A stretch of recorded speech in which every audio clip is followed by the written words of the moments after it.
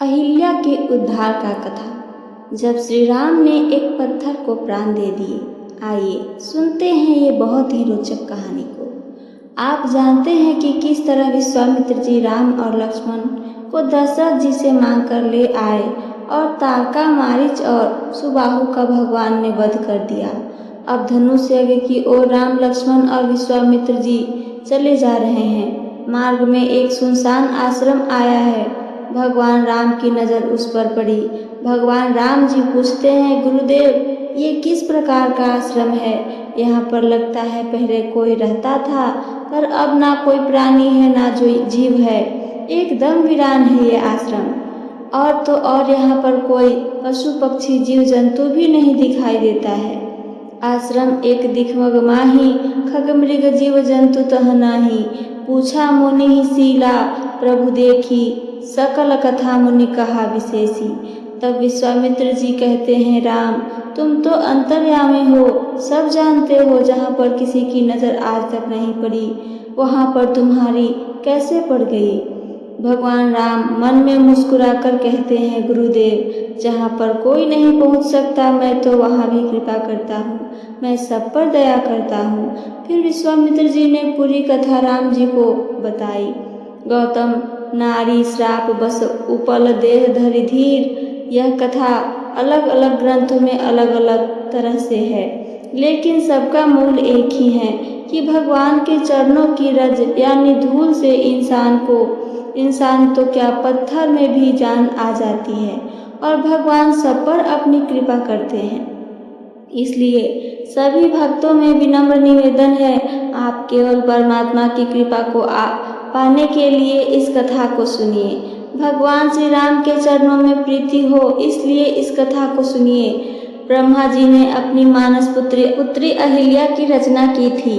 इनको ये वर था कि ये हमेशा 16 साल की ही रहेंगी, जिस कारण इंद्रादि देवता के मन में अहिल्या को पाने की कामना मन में जाग गई।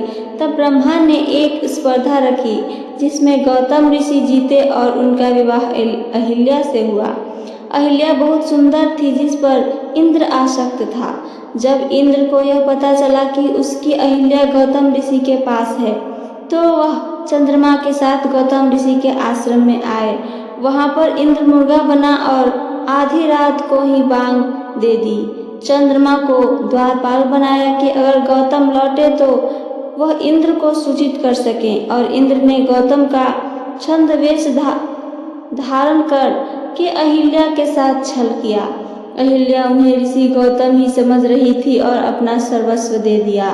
उधर गौतम ऋषि ने जब मुर्गे की आवाज़ सुनी तो सोचा कि ब्रह्म मुहूर्त का समय हो गया है और गंगा नदी पर पहुँचे स्नान करने, और उन्होंने अपना कमंडल भरने के लिए उसे नदी में डाला। तो माता गंगा बोली, अरे भाई तुम इस समय यहाँ क्या कर रहे हो? माता गंगा, मैं यहाँ प्रतिदिन सुबह को स्नान करने के लिए आया करता हूँ, लेकिन आप ऐसा प्रश्न क्यों पूछ रही हो? गौतम, अभी तो अर्धरात्रि ही है, अपने घर जाओ वापस, क्योंकि राजा इंद्र तुम्हारी पत्नी के साथ छल कर रहा है। अब गौतम ऋषि जल्दी जल्दी अपने घर की ओर लौटे। जब ऋषि राज गौतम अपने आश्रम के समीप पहुँचे तो उन्होंने छत पर चंद्रमा को बैठे देखा। उन्हें देखते ही चंद्रमा भागने लगे। देवर्षि ने अपना मृगछाला गीले वस्त्र उस पर फेंक कर मारा। कहते हैं उसी मृगछाले का निशान आज तक चंद्रमा पर है। गीले वस्त्र चंद्रमा पर फेंकने के कारण चंद्रमा आज भी गंदला है। इंद्र की पाप भरी योजना में चंद्रमा ने भी सहयोग किया था। इसलिए गौतम ऋषि ने चंद्रमा को श्राप दिया कि चंद्र ने ब्रह्मा द्वारा निर्धारित नियमों का पालन नहीं किया और देवराज इंद्र को बुरे कर्म में सहयोग किया है, इसलिए चंद्र को राहु ग्रसेगा। तभी से चंद्रमा को भी ग्रहण लगने लगा। इस प्रकार चंद्रमा में दाग लग गया। उनकी क्रोधित वाणी इंद्र के कानों पर भी पड़ी। वो भी निकलकर भागे और ऋषि राज गौतम से टकराए। ऋषि ने उन्हें तुरंत नपुंसक हो जाने और सहस्त्रों भागों वाला हो जाने का श्राप दे दिया।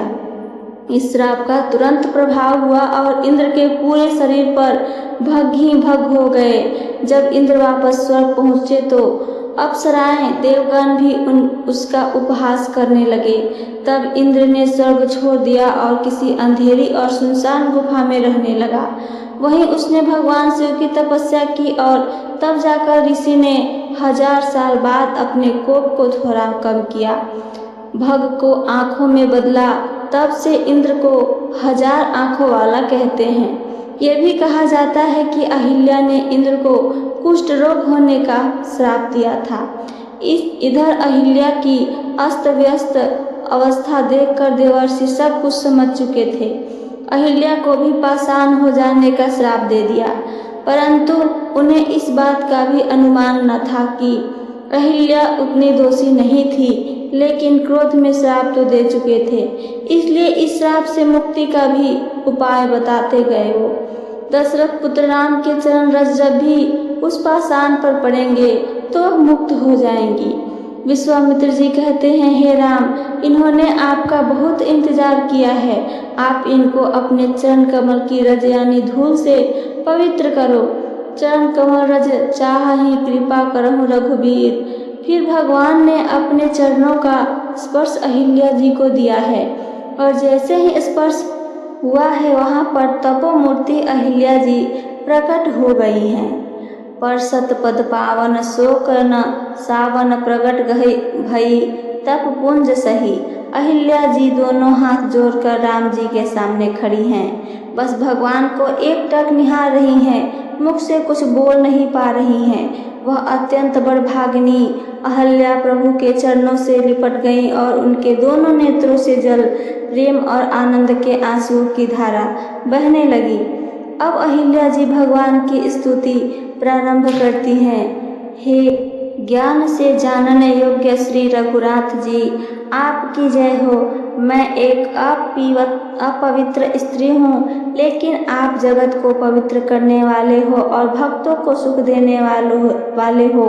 हे कमल नयन, मैं आपकी शरण आई हूँ, मेरी रक्षा कीजिए, रक्षा कीजिए। मुनि, मेरे पति ने मुझे श्राप दिया तो अच्छा ही किया, क्योंकि आज आपके दर्शन मुझे मिले हैं और आपको इन नेत्रों से जी भर के देखा, जिस रूप को भगवान शंकर देखकर आनंद प्राप्त करते हैं। मैं बुद्धि की बड़ी भोली हूँ, मेरी एक विनती है हे नाथ, मैं और कोई वर नहीं मांगती, केवल यही चाहती हूँ कि मेरे मन रूपी भौरा आपके चरण कमल की रज से प्रेम रूपी रस का सदा पान करता रहे। पद कमल पराग रस अनुरागा मम मन मधुप करे पाना। जिस चरणों से गंगा निकली है, भगवान शिव जिन चरणों को अपने शीश पर धारण करते हैं, जिन चरण कमलों को ब्रह्मा जी पूजते हैं, कृपालु हरि आपने उन्हीं से को मेरे सिर पर रखा है। हरि, आपकी अनंत कृपा है। इस प्रकार अहिल्या जी ने सुंदर स्तुति गाई है और भगवान के धाम को प्राप्त किया है। तुलसीदास जी महाराज कहते हैं कि भगवान तो बिना कारण ही दया करने वाले हैं। अरे मन तू कपट जंजाल छोड़कर उन्हीं का भजन कर। अस प्रभु दीन बंधु हरि कारण रहित दयाल। तुलसीदास सठ ते ही भजू छारी कपट जंजाल। तो ये थी मेरी आज की कहानी। मेरी कहानी आप सबको पसंद आई है तो चैनल को सब्सक्राइब करके वीडियो को लाइक करना ना भूलें। साथ साथ अपना एक प्यारा सा कमेंट करके हमें ज़रूर बताइए। सुनने के लिए धन्यवाद दोस्तों। जय श्री राम।